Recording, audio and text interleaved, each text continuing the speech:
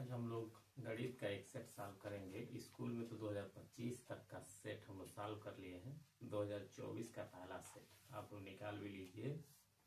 Unsolved Rajiv publication का है, set number 1 2024 का। उसका संकेतांक है 822 PHB। किसी दूसरे पब्लिकेशन का होगा तो उसमें इससे आप पता कर सकते हैं। सेट नंबर हो सकता है कि उसमें अलग हो। तो इसमें पहला क्वेश्चन हम पढ़ेंगे। एक त्रिघात बहुपद से अधिक शून्यकों की संख्या।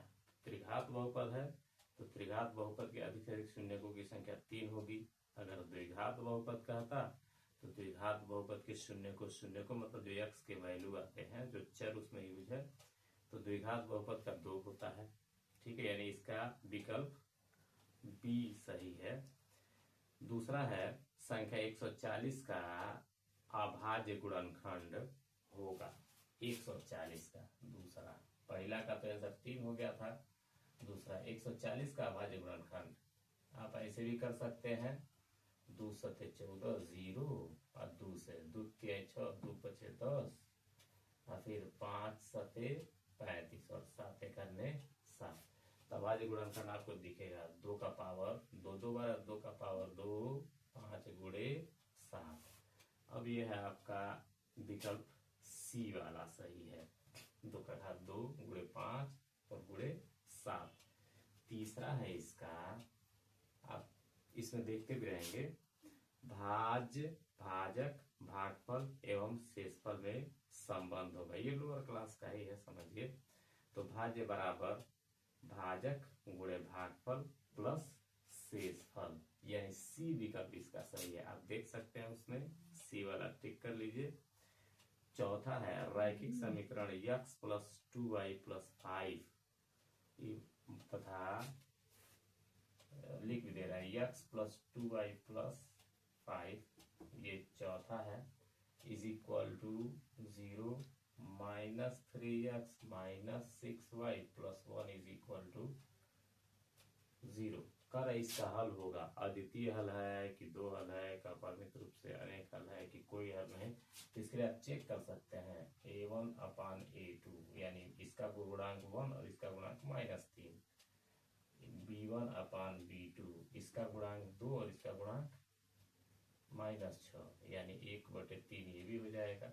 और c1/c2, यानी c1 ये 5 है और c2 1 है, 5/1। आपको लगेगा क्या a1 upon a2 is equal to, तो b1 अपान b2 है, बट ये दोनों आपस में इक्वल है, लेकिन ये इक्वल नहीं है, तो not equal to c1 upon c2। फिर किसके लिए कंडीशन लगता है आपको पता है कि जब ये नॉट इक्वल रहता है तो इनमें से कोई हल नहीं होगा, यानी एक भी आंसर मिलता नहीं है, यानी समांतर वाली कंडीशन है, क्योंकि दोनों रेखाएं एक दूसरे को कहीं कट नहीं करती है, न कोइंसाइड करती हैं, तो कोई हल नहीं, इसमें से कोई हल नहीं वाला नहीं दिया है ऑप्शन, यानी उपयुक्त में से कोई नहीं, यानी डी वाला विकल्प इसका सही होगा।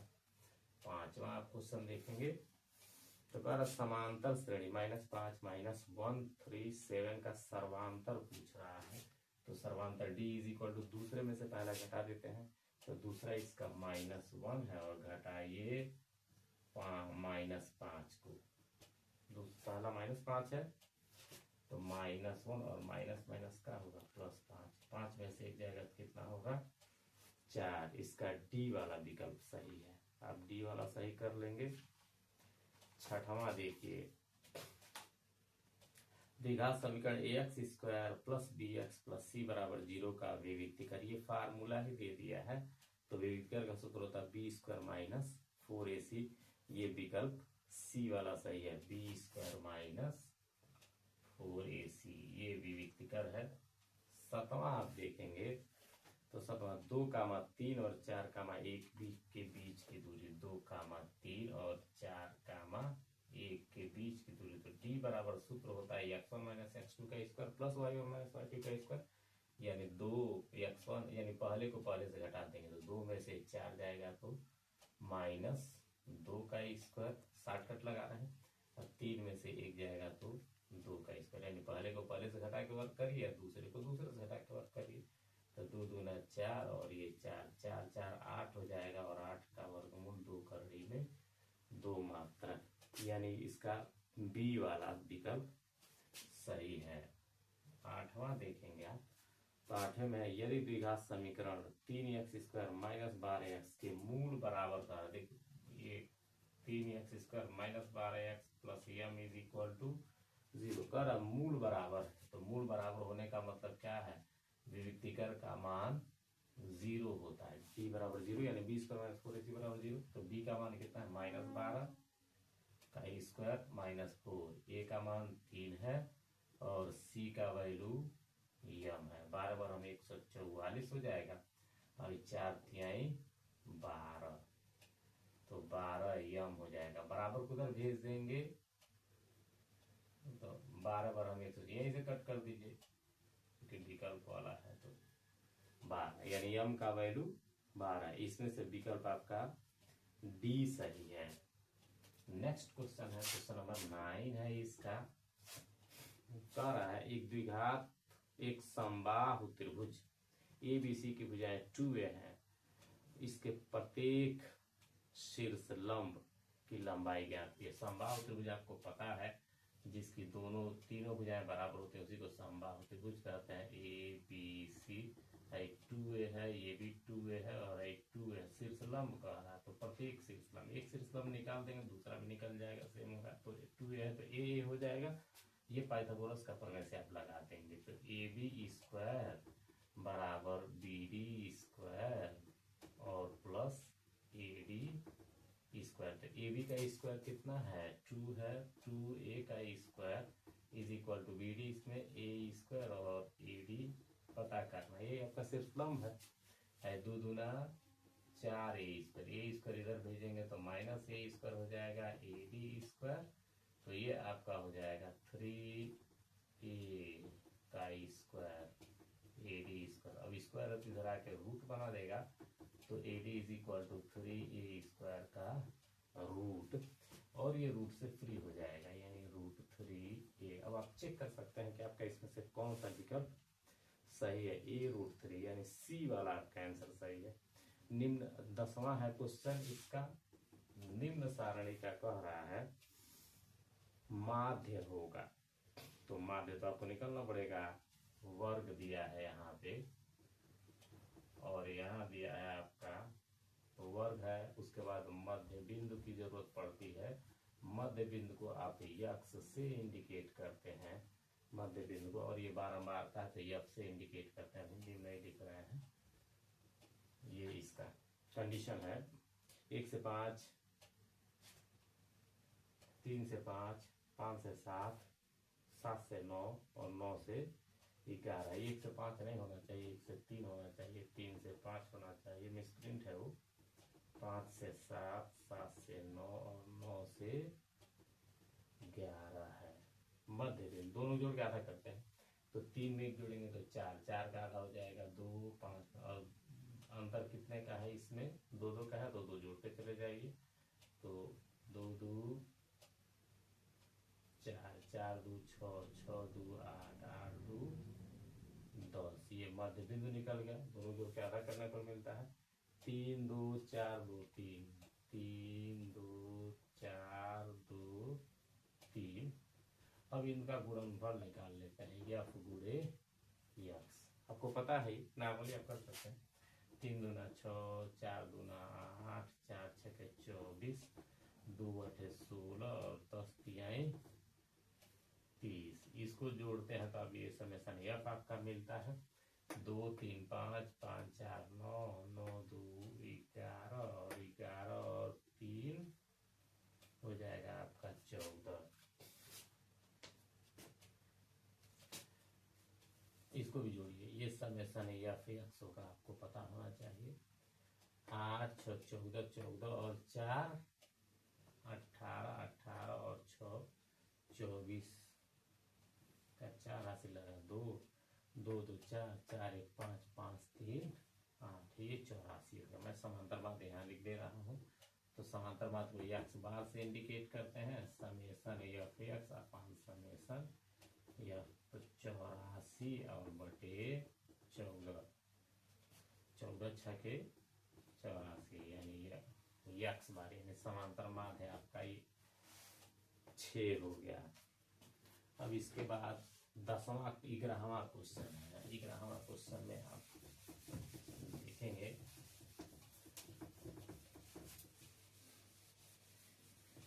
Question number 11। देखिए क्वेश्चन नंबर 11 है साइन 27 और बटे कास 63। इसका मान 1 होगा।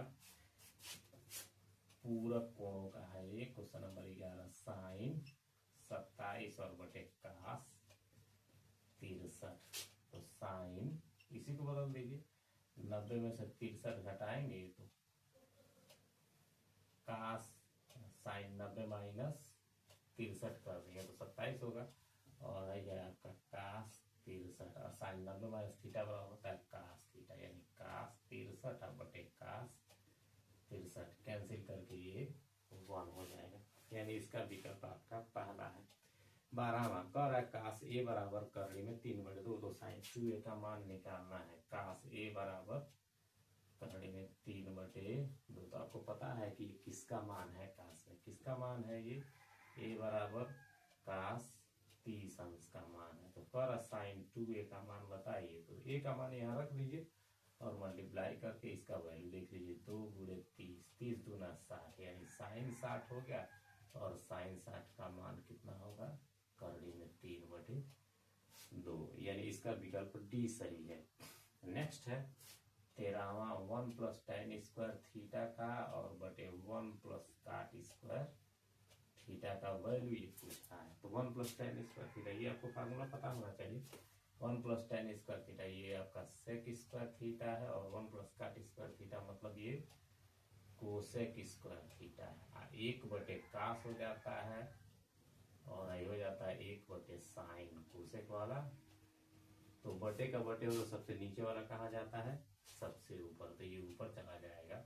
तो sin² थीटा और 1 इसके साथ मल्टीप्लाई करेगा तो cos² थीटा। साइन बटे कास होता है आपका tan² थीटा। अब आप देखेंगे इसमें tan² थीटा, यानी विकल्प डी आपका सही है। क्वेश्चन 14वां फिर कह रहा है साइन 2a बराबर 2 sin a सत्य होगा जब a का मान साइन 2a बराबर 14वां दे रहा है। कह रहा साइन 2a बराबर 2 sin a, कह रहा ये सत्य होगा। किसके लिए सत्य होगा, तो 0 अंश के लिए सत्य हो सकता है। 0 रख देंगे तो साइन 2 × चेक कर सकते हैं, 2 × 0 बराबर 2 sin 0। साइन 0 का मान 0 होता है, 0 का 2 में गुणा करते 0 हो जाएगा। आई 0 ही होगा, साइन 0 का मान 0, यानी ये दोनों तरफ सकते हैं। 15वां है 22 सेमी परिधि वाले एक वृत्त के चतुर्थांश का क्षेत्रफल बताना है। क्वेश्चन नंबर 15 परिधि का फार्मूला होता है 2πr। तो 2πr का वैल्यू दिया हुआ है 22। तो 2 × पाई का मान 22/7 r और 22, 22 से कट कर दीजिए, 22 से करने 22, तो r बराबर क्या होगा, 7 करना 7/2, ये त्रिज्या निकल गई। कर चतुर्थांश का क्षेत्रफल, वृत्त के चतुर्थांश का क्षेत्रफल, तो वृत्त का क्षेत्रफल यहाँ लगा दे रहे हैं हम। वृत्त के चतुर्थांश, चतुर्थांश मतलब चौथा भाग का क्षेत्रफल, यानी πr², 1/4 πr²। आपको दिखेगा तो 1/4 हो गया। पाई का मान 22/7 और r का मान 7/2 आया है, स्क्वायर है तो 2 बार लिख दे रहे हैं। ठीक है,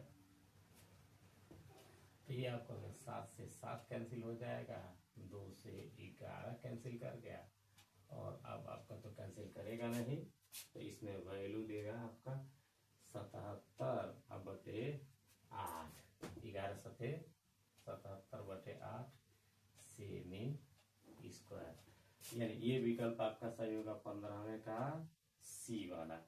इसमें नेक्स्ट कह रहा है कैप्सूल, 16वां कैप्सूल संयोजन है।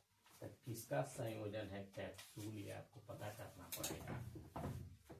कैप्सूल का शेप आप जानते हैं कि गोला होगा, 2 अर्धगोले होंगे एक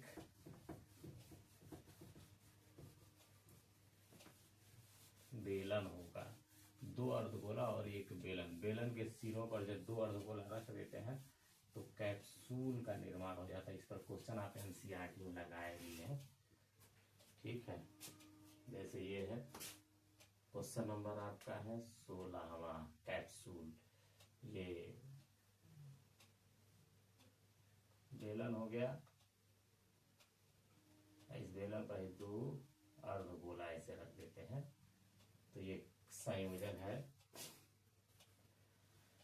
एक बेलन और दो अर्धगोले, यानी बी वाला आंसर इसका सही है। 17वां इसका दे रहा है, यदि कुछ आंकड़ों का माध्य तथा बहुलक 32 और 35 है तो माध्यक बताइए। तो आपको फार्मूला पता है, मैं लिखाया भी था। बहुलक बराबर 3 गुणे माध्यक, माध्यक मतलब माध्यिका, और -2 गुणे माध्य। इसी फार्मूले में आप रख दीजिए, आपका वैल्यू निकल जाएगा। तो कह रहा आंकड़ों का माध्य तथा बहुलक 32 और 35 है। माध्य और बहुलक, बहुलक 35 कह रहा है और 2 गुणे माध्यक को x मान लीजिए, 2 गुणे 3 गुणे है और 2 गुणे माध्य इसका दिया हुआ है 32, तो भाई 35 हो गया और 3 x, अब 32 दूना 64, इसको इधर भेज दीजिए। 35 प्लस 64 बराबर 3 है। 5 4 9 और 6 3 9, 3 है, कट कर दीजिए। 3 3 की 9, यानी x बराबर हो गया आपका 33। तो इसका डी वाला विकल्प सही है। क्वेश्चन कुछ बड़े बड़े हैं इसमें। 18वां है, निम्नलिखित बारंबारता सारणी का बहुलक वर्ग होगा। तो बहुलक वर्ग में इसका, आप इसमें देखिए, सबसे ज्यादा जिसकी बारंबारता वही होता है बहुलक। तो सबसे ज्यादा बारंबारता 18 है, 18 के सामने का वर्ग है 10, 15, 10 से 15 तक, यानी 18वां का 10 से 15, ये हो जाएगा आपका बहुलक वर्ग। अब 19वां है, 19वां शानदार क्वेश्चन है। कर दो पासों के एक साथ उछालने पर, दो पासे हैं एक साथ उछालेंगे तो दोनों पासों पर प्राप्त अंकों का योगफल 10 होने की प्रायिकता। तो जब दो पासों को उछालेंगे, 19वां है इसका, तो एनएस मतलब कुल परिणाम। तो एक पासे का 6 पृष्ठ होता है, तो 6 का इस पर 2 बार उछालना, 6 के 36, और पासों पर योगफल 10 होने का। तो योगफल 10 कैसे आएगा उसको आप निकाल लीजिए पहले। योगफल 10, योग 10 होने की घटना, इस घटना को आप निकालिए। तो पहले पर क्या आएगा, दूसरे पर क्या आएगा, तो 10 होगा। पहले पर आ जाए 4 और दूसरे पर आ जाए 6, तो 10 हो जाएगा। पहले पर 5 आ जाए, दूसरे पर भी 5 आ जाए, तो 10 हो जाएगा। पहले पर 6 आ जाए और दूसरे पर कितना आ जाए, 4। इसके बस ये 3 कंडीशन लग रहे हैं। तो यानी फेवरेबल घटना हो जाए 1 2 3, तो प्रायिकता P = NI/NS आप जानते हैं। तो NI 3 है और NS कितना है 36, 12 36, यानी 3/12। 3/12 कट करेंगे तो हो जाएगा आपका 1/12, यानी विकल्प इसका ए वाला सही है। 1/12 कर एक पासे को एक बार फेंकने पर सम संख्या प्राप्त होने की घटना, ये पीछे भी लगवाए हैं, 1/3 होगा। 2025 में कई बार आया था। 2025 के सेट में निकालना हो 20वें को तो निकाल भी सकते हैं आप। 20वां पासा है तो पासे पर 1 2 3 4 5 6, यानी आपका NS हो गया आपका 6, और यानी सम संख्या कहे चाहे विषम संख्या कहे, दोनों का आंसर सेम होता है। तो सम संख्या 2 4 6 होगा, यानी यह आपका दे देगा फेवरेबल आउटकम। 3 हो गया तो प्रायिकता P = NI/NS, तो NI 3 है और NS कितना है 6, 3 दूना 6, कट करके 1/2 हो जाएगा। ये आपके इसका विकल्प सी वाला सही है। तो ये 20 बहुविकल्पी क्वेश्चन आपके हो गए इसके बाद है खंड ब। खंड ब में आप देखेंगे इसमें पहला क्वेश्चन चलता है, एक घन का आयतन 1331 सेमी क्यूब है, इसका प्रत्येक कोण बताना है। तो एक कैसा हुआ, घन का आयतन, घन के आयतन का फार्मूला होता है ए क्यू बराबर 1331, ये दिया है। तो 1331 किसका घन होता है आपको पता होगा, गुणनखंड भी कर सकते हैं 11 का। तो क्यू से क्यू खत्म हो गया और ए का मान कितना हो गया आपका, यानी घन का कोण 11 सेंटीमीटर, सेमी क्यू में दिया था। नेक्स्ट है इसका 21वें का ख है। तो ख में आप देखेंगे तो एक द्विघात समीकरण x square plus 3x minus P का एक मूल 2 है, तो पी का मान बताइए। यानी इसमें x square plus 3x minus P बराबर 0 कर एक मूल इसका 2 है, यानी x का मान क्या रख देंगे 2 रखने पर, तो जो ही 2 रख के हल करेंगे तो आपका p का मान निकल जाएगा, यानी 2 का स्क्वायर और प्लस 3 गुणे 2 और माइनस p बराबर 0। 3 2 दूना 4 और 3 दूना 6, माइनस p उस साइड में लेके जाइए तो p हो जाएगा, यानी p का मान कितना होगा 6 4 10। तो p का मान इसके लिए 10 हो जाएगा। सब 2 नंबर क्वेश्चन है। नेक्स्ट है कह रहा है यदि cos थीटा बराबर 15/17 तो साइन थीटा का मान बताइए। cos थीटा का मान दिया है 15/17, इसका ग वाला क्वेश्चन है। cos थीटा बराबर 15/17 तो साइन थीटा का मान पूछा है। तो एक फार्मूला आप पढ़े हैं, या तो आप त्रिभुज वाले से भी लगा सकते हैं, पाइथागोरस प्रमेय से, जो आप नॉर्मल आप लेके वही सही लगेगा। cos बराबर क्या होता है, आधार बटे कर्ण। तो त्रिभुज बना लेते हैं आप, आपको पता है ए बी सी और है थीटा मान लीजिए। ऊपर आधार है तो आधार का वैल्यू 15, नीचे कर्ण है तो कर्ण का वैल्यू 17। अब पाइथागोरस का प्रमेय लगाएंगे तो ए सी स्क्वायर लिखेंगे पाइथागोरस के प्रमेय से, ए सी स्क्वायर बराबर ए बी स्क्वायर और प्लस बी सी स्क्वायर। ठीक है, इसी जगह 17 का स्क्वायर कर देंगे, ए बी कितना है आपका 15 का स्क्वायर और बी सी कितना है पता नहीं, तो 15 289 हो जाएगा। अब 15 का स्क्वायर 225, तो बराबर किधर भेजेंगे तो माइनस 225 कर दीजिए बी सी स्क्वायर। अब 9 में से 5 जाएगा तो 4 होगा, 8 में से 2 जाएगा तो 6 होगा, 2 में से 2 जाएगा तो यानी बी सी स्क्वायर। तो दिस इंप्लाइज बी सी बराबर हो गया आपका करड़ी में 64 और 64 का वर्गमूल 8, यानी इसका मान कितना आ गया 8। तो पूछा था साइन थीटा, तो साइन थीटा बराबर हो जाएगा लंब बटे कर्ण, तो 8/17, ये आपका आंसर हो गया।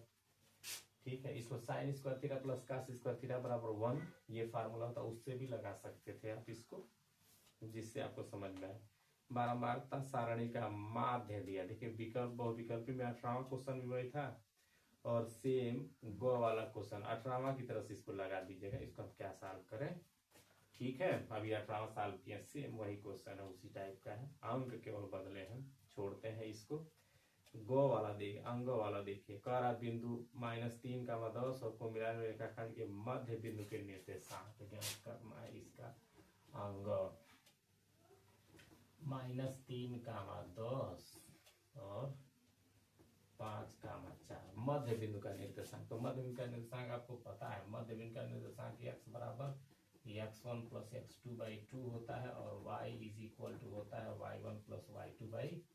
तो x1 का मान कितना है -3 और x2 का मान 5 है, तो -3 प्लस 5/2 और बाद वाले y होते हैं, तो y1 का मान 10 और y2 का मान 4 है।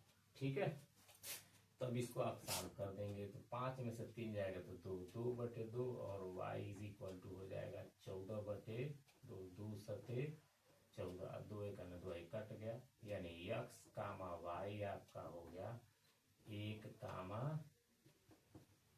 7, ये इसका वैल्यू हो गया। ठीक है, अब ये दूरी वाला दिया है, यदि बिंदु 1, -3 और x, 9 के बीच की दूरी 13 मात्रक है, तो कह रहा है x का मान बताइए। तो इसमें दूरी वाले सूत्र से इसको लगा देंगे। दूरी का सूत्र आपको पता है, d बराबर x1 माइनस x2 का स्क्वायर और प्लस y1 माइनस y2 का स्क्वायर। ये चौ वाला क्वेश्चन है, -1 का -3 और x का मान 9।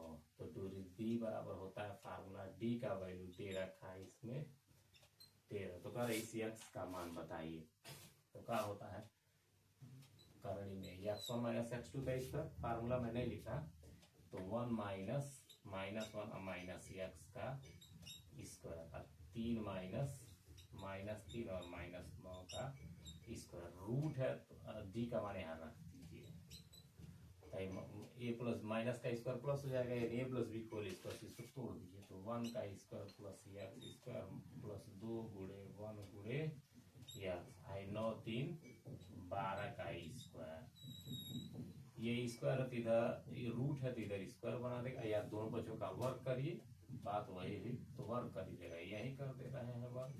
रूट हटाने के लिए 13 का स्क्वायर 169 हो जाएगा, 1 का स्क्वायर 1 x स्क्वायर और 2 एक 2x हो जाएगा, 12 पर हम 144, तो 144 में जोड़ेंगे तो ये हो जाएगा आपका 145। इसको इधर लेके जाइए, x square plus 2x plus 145 और माइनस 169। तो ये आपका हो गया x स्क्वायर और 2x और 9 में से 5 जाएगा तो हो जाएगा आपका 4 और 6 में से 4 जाएगा तो हो गया 2 और 1 में से 1 जाएगा 0। ये होगा। अब इसका गुणनखंड करिए, 6 चौको 24, 6 में से 4 जाएगा तो 2 होगा, यानी x square plus 6x minus 2x minus 24 बराबर 0। तो x स्क्वायर, x कामन करिए तो x कामन करेंगे तो x प्लस 6 होगा, 2 कामन करेंगे तो x प्लस 6 चौको 24 को गुणा 6 चौको 24, 4 लिखना चाहिए था 4। तो 4 कामन करेंगे तो आपका हो जाएगा 4 छके 24, 6 निकल जाएगा, x प्लस 6 कामन कर दीजिए तो क्या बचेगा, x माइनस 4 बराबर 0, यानी x बराबर प्लस है तो माइनस 6 हो जाएगा, अब माइनस है तो प्लस 4 हो जाएगा। ये वैल्यू हो जाएंगे आपके x के दो वैल्यू। ये क्वेश्चन नंबर 21 भी आपका कंप्लीट हो गया। अब नेक्स्ट क्वेश्चन है 22वां का 2 क्रमागत विषम धनात्मक पूर्णांक ज्ञात कीजिए जिनके वर्गों का योगफल 290 है। तो विषम धन पूर्णांक जब कहता है तो विषम धन पूर्णांक के लिए एक ऐसा हमें 22वें का पहला है को वाला, तो मान लेंगे पहली संख्या x और दूसरी संख्या x प्लस 2। ठीक है, ऐसे अच्छा ऐसे भी मान सकते हैं, पहली संख्या 2x प्लस 1 और दूसरी संख्या 2x प्लस 3, ऐसे भी हो सकता है। तो माना पहली संख्या x और दूसरी वाली संख्या आपकी हो जाएगी x प्लस 2। सम अच्छा है विषम, दोनों क्रमागत जब कहता है तो सम और विषम में दो का अंतर होता है। जैसे एक है, एक के बाद विषम संख्या 3 आएगी, 3 के बाद 5 आएगी, 5 के बाद 7 आएगी, यानी 2 जोड़ने पर आता है। तो वही चीज लिख 2 जोड़ दिया मैंने। पर इनके वर्गों का योगफल 290 है, तो स्क्वायर करिए, x square plus x plus 2 का स्क्वायर इज इक्वल टू 290। ठीक है, a प्लस बी को इसके से तोड़िए तो x square plus x square ये भी हो जाएगा, प्लस 2 का स्क्वायर प्लस 2 गुणे x गुणे 2 आई माइनस 290 है कर दीजिए बराबर 0। एक x square 2x square plus 4 plus है 4x माइनस 290 बराबर 0। यहाँ मैं सॉल्व कर रहा हूँ, 2x square plus 4x, 2x square plus 4x और 290 में से 4 माइनस कर दीजिए तो 286 हो जाएगा, 286 बराबर 0। 2 कामन करिए, x square plus 2x minus 2 एक 2, 2 चौको 8 और 2 तिहाई 6 बराबर 0। ठीक है, अब ये हो गया आपका एक्स स्क्वायर आप प्लस 2x माइनस 143 बराबर 0/2। 143 का गुणनखंड कर दीजिए तो 13 हमें 130 और 13 एक अन्य 13 यानी 13 गुणे 11 हो जाएगा। यानी और 13 में से 11 जाएगा 2 हो जाएगा। गुणनखंड अब कर लेंगे आप एक्स स्क्वायर और minus plus 13x minus 11x minus 143 बराबर 0। x कामन करेंगे तो x प्लस 13 हो गया। 11 कामन करेंगे तो x प्लस 13 बराबर 0। यानी x प्लस 13 कामन कर देंगे तो क्या मिलेगा x माइनस 11 बराबर 0। यानी x बराबर माइनस 13 और x बराबर 11। यानी क्रमागत संख्या आपका पहला 11 होगा और दूसरा का होगा 11 प्लस क्रमागत का रहा तो 2 जोड़ने पर ही मिलता है 13। यानी पहली संख्या 11 और दूसरी संख्या 13। ये वैल्यू हो जाएगा आपका। नेक्स्ट क्वेश्चन ख वाला कह रहा है। ख वाला क्वेश्चन शानदार क्वेश्चन है। ख वाले में कह रहा है कि एक दो संकेंद्री वृत्त। संकेंद्री वृत्त किसे कहते हैं आपको पता है। वे वृत्त जिनके केंद्र समान हो उन्हीं को संकेंद्री वृत्त कहते हैं। कुछ समझ में आप लोग को आ रहा होगा क्योंकि पढ़े हैं आप। ये रिवीजन ही समझिए।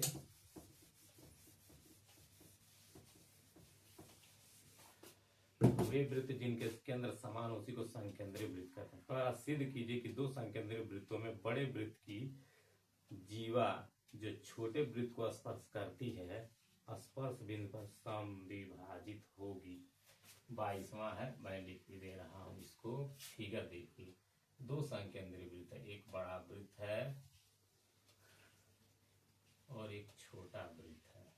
ठीक है, ये कह दोनों के केंद्र समान है।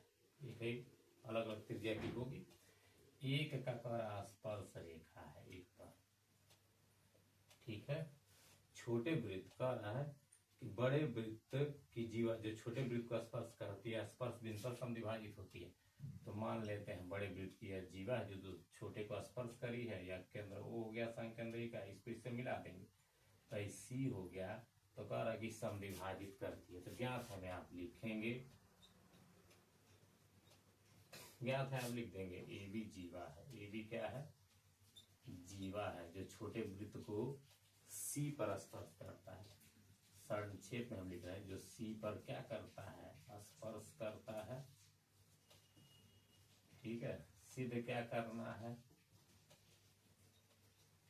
यहाँ लिखना पड़ता है ना, सिद्ध करना है। तो सिद्ध करना है, क्या सिद्ध करना है इसको कि छोटे वृत्त की स्पर्श करती है स्पर्श बिंदु पर समद्विभाजित होती है। समद्विभाजित मतलब AC बराबर आपको सिद्ध करना है BC। एगो रचना कर दीजिए आप, त्रिभुज बन जाए OAO और BO को मिला दीजिए। ठीक है, तो लिखेंगे OA व OB को मिलाया। ठीक है, OA और OB को मिला दिया। उपपत्ति जब इसका लिखेंगे तो मौखिक भी बता सकते हैं, आप लोग खुद ही समझ रहे हैं। इस त्रिभुज का इस त्रिभुज का सर्वांग समतल दिखाना है तो पहले लिखेंगे OA बराबर OB, ज्ञात है एक वृत्त त्रिज्या। दूसरा हो जाएगा कोण OCA बराबर OCB, स्पर्श रेखा त्रिज्या पर लंब होती है 90 अंश। और हो गया तीसरा OC बराबर OC, उभयनिष्ठ हो जाएगा। यानी त्रिभुज AOC और त्रिभुज BOC में अगर हम लिखें तो लिखेंगे OA बराबर OB, कारण एक है वृत्त की त्रिज्या आप लिख लीजिएगा। कोण OCA बराबर कोण OCB प्रत्येक कितने अंश का होगा, 90 अंश। और OC बराबर OC, ये हो गया आपका कामन। ठीक है, अब कहेंगे त्रिभुज AOC सर्वांग सम हो गया त्रिभुज BOC। कैसे हो जाएगा आपका, दो साइड है और एक एंगल है। यस से जो ही यस से हो गया तब कहने देंगे AC बराबर BC बाई CP चूंकि 4 नंबर में पूछा था, अगर ये 1 नंबर में पूछा तो नॉर्मली आप कहते थे केंद्र से जीवा पर डालेंगे हम जीवा को समद्विभाजित करता है AC बराबर BC, लेकिन वो वाला यूज नहीं करेंगे, 4 नंबर का निकल रहा है। ठीक है, हो गया ये। गो वाला क्वेश्चन, गो में भी फिर थेल्स के प्रमेय पर आधारित है। ये किताब का क्वेश्चन है, चाहे तो आप किताब से देख सकते हैं, एकदम किताब का क्वेश्चन है। अगर हम इसको लगाएं दोबारा तो सीधे हम प्रूफ इसका लिख रहे हैं, ज्ञात है आप लिखना जानते हैं।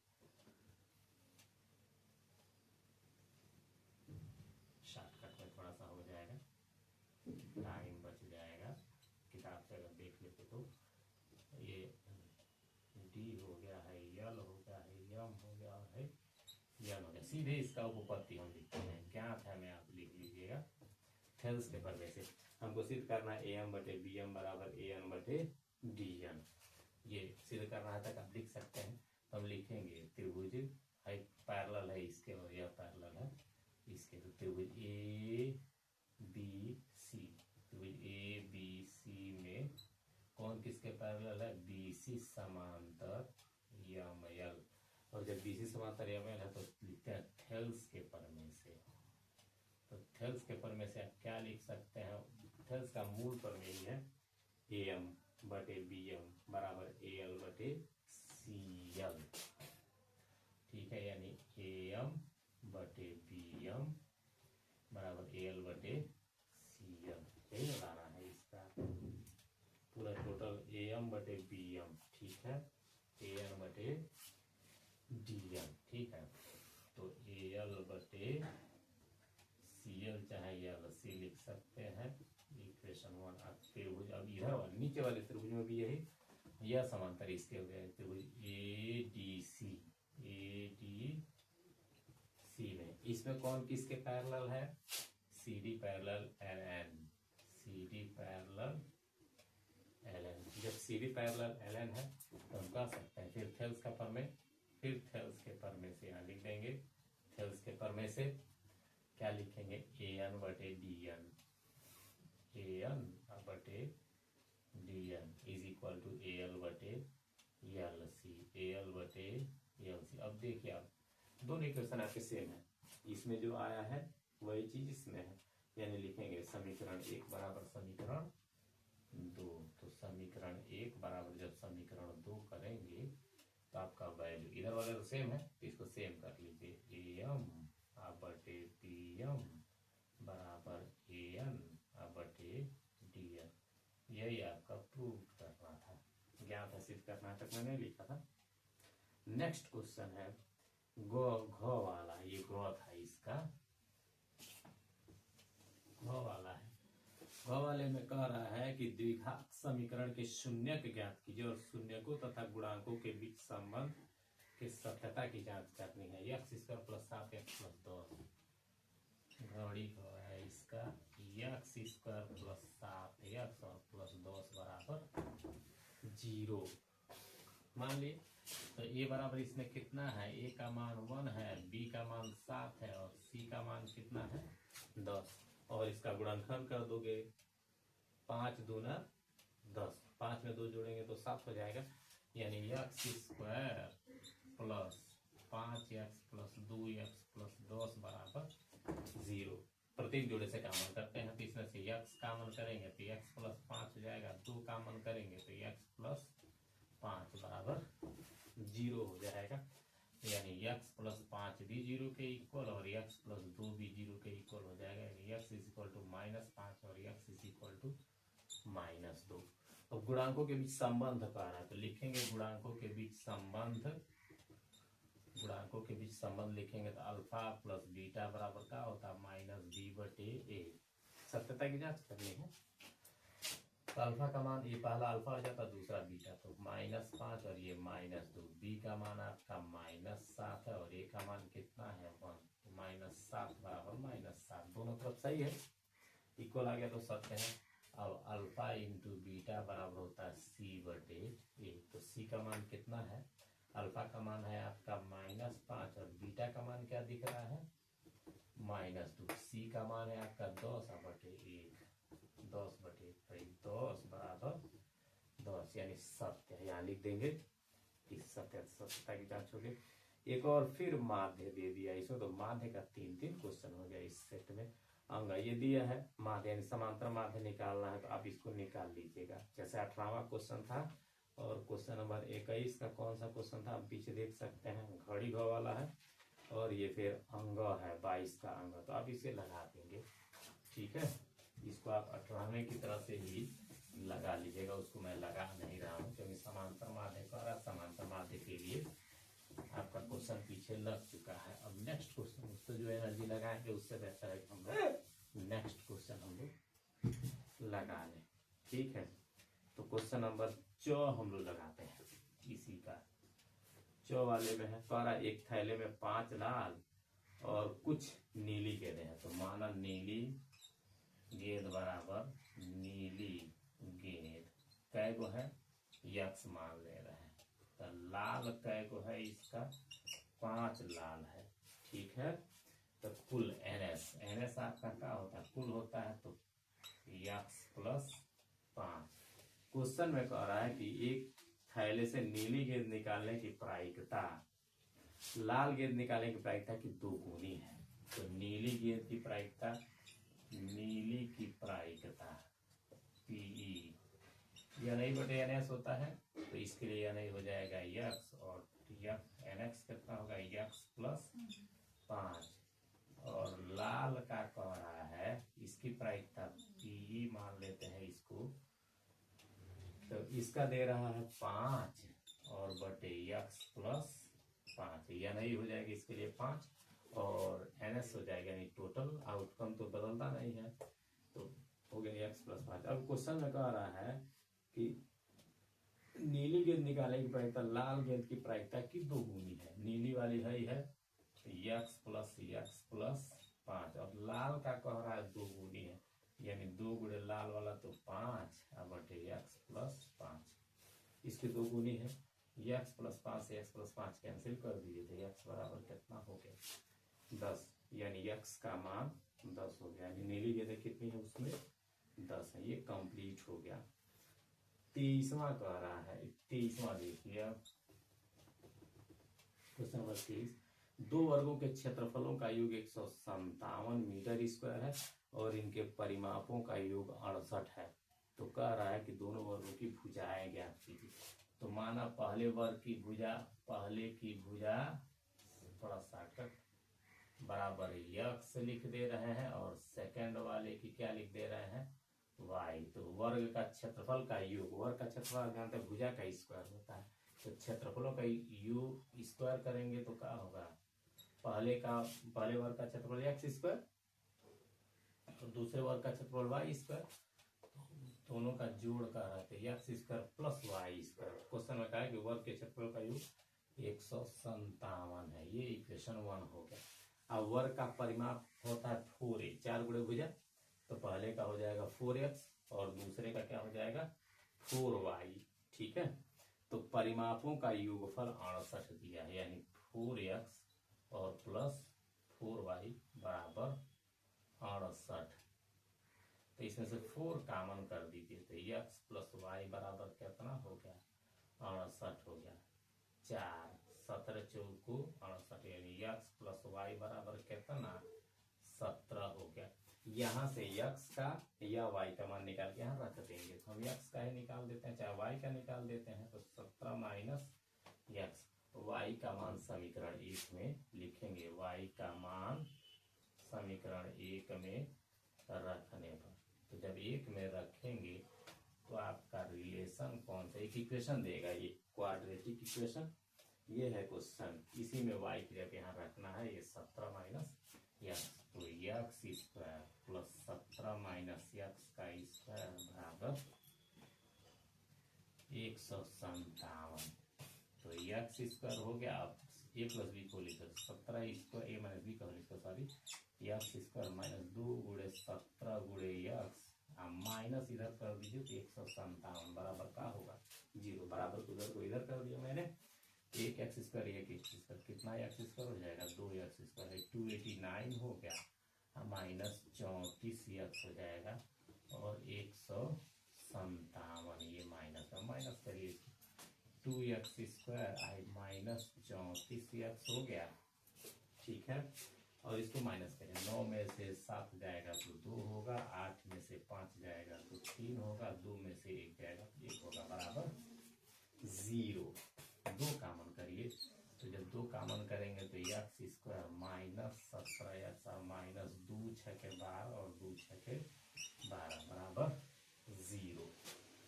यक्स स्क्वायर 11 छक्के 66 और 11 में 6 जोड़ेंगे तो 17 हो जाएगा। दो पार्ट बनाएंगे -11x माइनस 6x माइनस 66 बराबर 0/2 बराबर क्या होगा, ये तो 0 हो जाएगा।